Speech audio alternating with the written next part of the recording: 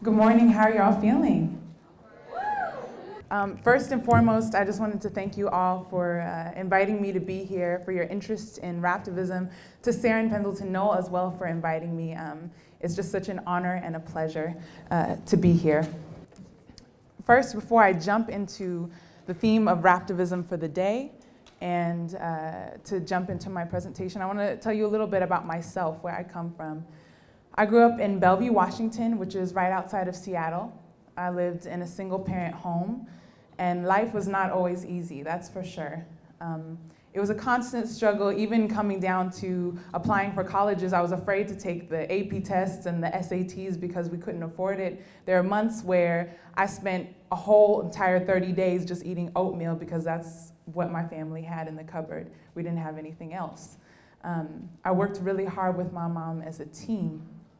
Every day, my mother is a housemaid or a house cleaner, and so she worked every day cleaning homes, and even as a young child, when I was around 11, I started helping her out with her work because she worked 7 days a week. I was constantly involved, and a lot of this background I tell you now because it's such a source of inspiration for me, and also it sensitizes me to all of the different struggles that we're going through, both in this audience, in our greater communities, and the world. So this is a little bit of where I'm coming from, and a piece of that informs my activism today, my drive, and my vision, my unshakable, fierce force to never give up, to continue to keep pushing, keep fighting, keep looking forward. The type of Raptivism that I'll speak about today is preceded by a history, a whole generations of musical resistance. It didn't just start with hip hop, it has many roots. And just like the roots of my struggle that continue to inspire me today, we have to pay homage to those roots and also be, and also recognize that Raptivism started with folks like Billie Holiday. Hip hop in its own self started with music like funk music, like jazz, like soul, like blues.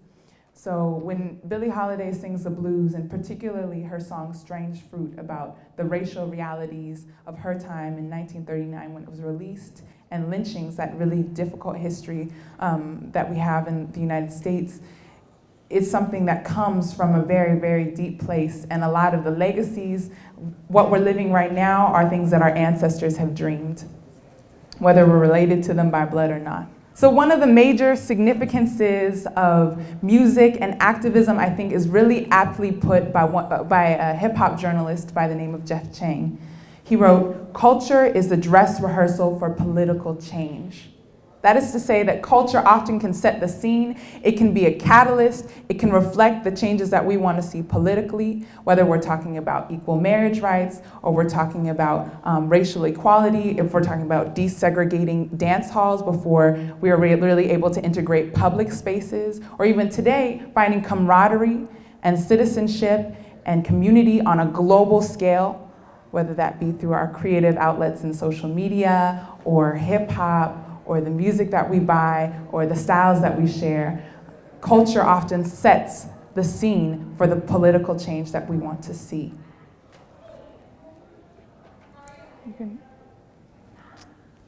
So what is Raptivism?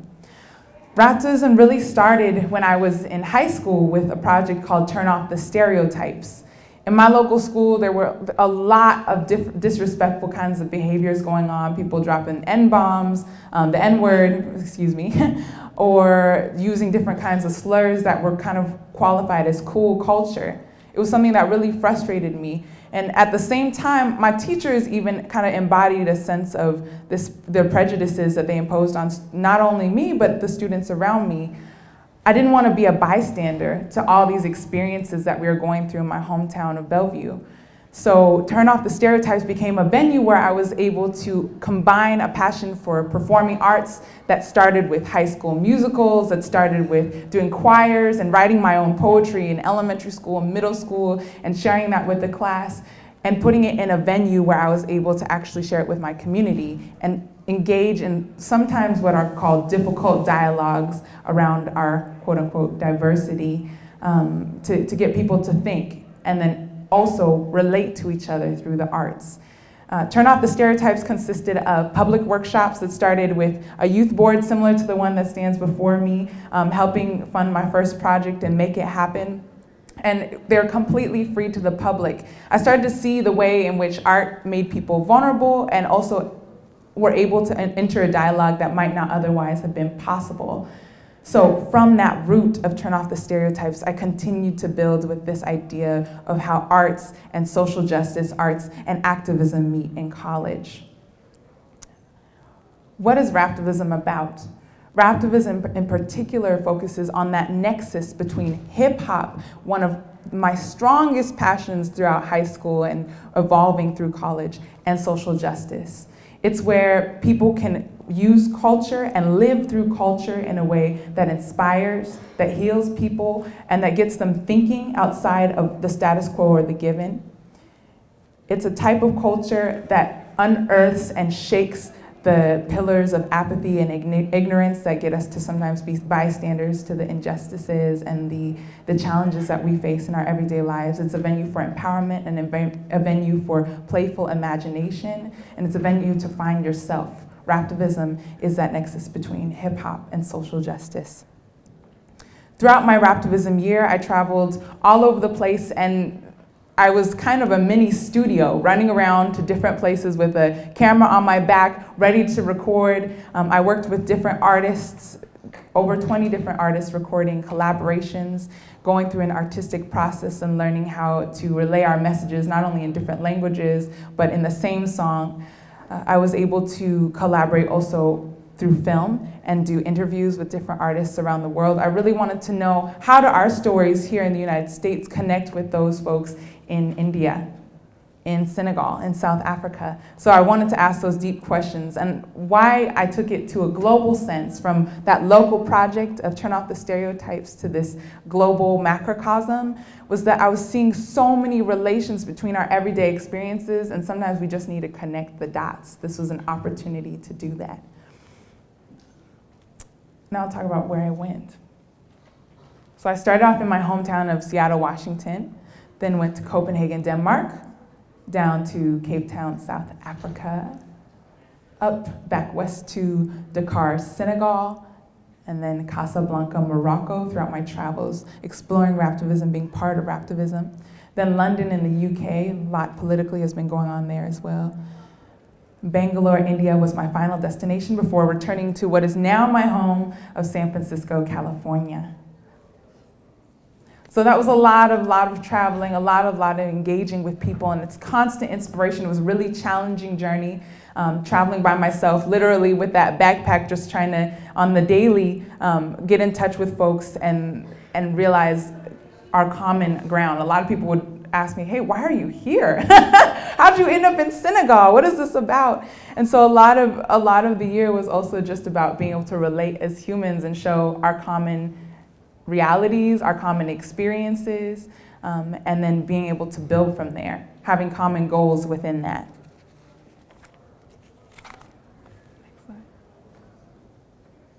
So I want to talk about some of the lessons that I learned from hip hop. One of the major themes that I saw in hip hop and that I felt experienced was global citizenship. Everyone in this world is a global citizen. As youth, we are more connected than ever online, and that's not the only way that we're connected, but we are able to access information and continue to spread dialogues that are not only within our own families and our own communities amongst each other, but on a global sense. And hip hop in particular, it started within this microcosm of New York, correct? But then it's grown into something that's an international phenomenon. Now you're finding it in every reach of the world, every corner of the country, even in the most unexpected places. You'll find etchings of Tupac and verses of Biggie scribed on walls from Palestine to the other side of Israel, to Senegal, to Morocco. It's everywhere. That global citizenship means that we all have a passport, and that common passport is imagination. We are part of a common imagination. Our creativity is our currency. Hip hop in itself is democratic. It's a democratic arena that asks for participation. Another aspect that's very important, I can't stress enough, is finding your voice, speaking your truths. I can't tell you how many times within high school and middle school and sometimes even in college where people told me to step back.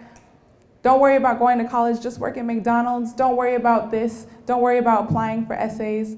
They just said, and not that college is the path for every single person, but that was my dream. They said, step back.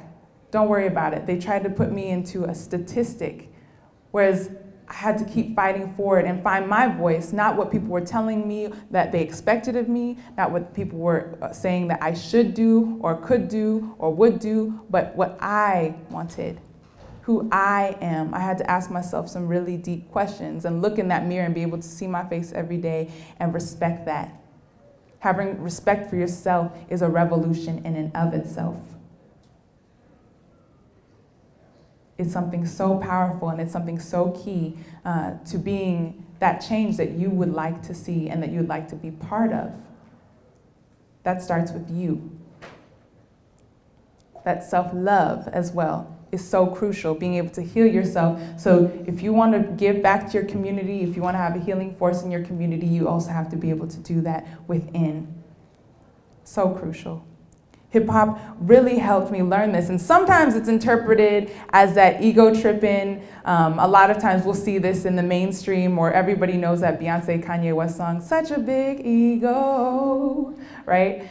So sometimes it's interpreted as this ego tripping, oh, I'm so cool, I'm so fly. And yes, that has its place within hip-hop, but I think that even more than that, it's about getting your voice out and being heard when it's been marginalized as well. I'm gonna take it back to English class, right? It's that hyperbole that says you went from people telling you that you could be nothing to you proclaiming that you are someone and you better recognize, right? Ego tripping might seem like something on the surface, but it also might have a deeper meaning in that sense. The recording booth in particular throughout my journey, going to recording studios, writing original material, recording with different artists, and then hearing it back was a really hard process for this exact reason. It was a self-reflexive process where I'm constantly questioning, oh man, is this the way I heard it in my head? Is this the way I want it to be? I'm hearing my voice for the first time kind of played back, and the ideas that I had put onto paper really had become real. And that self-reflection is crucial to also editing and revising our ideas, whether that be for activism, whether that be for our everyday lives. It's crucial. The recording booth in particular for me throughout my journey was that place where I was able to get that self-reflection and also help find my voice. You have to listen and be part of the cipher of the people that you're collaborating with, but then you also have to find your voice and believe in yourself. The microphone picks up every single last hair, every single last sound. So if you're doubting yourself, the microphone will pick it up. It's that essence of just being able to have that confidence. And even if you are not where you want to be, one of my great friends, Poetic Pilgrimage in London, said, I write myself into existence. She used her creativity, whether you're a hip-hopper or not, you have some sort of creative outlet. And she used her creativity to write into existence what she wanted to be, what she wanted to see. She might have not obtained it yet, but it's her first step in envisioning it and manifesting that. Powerful.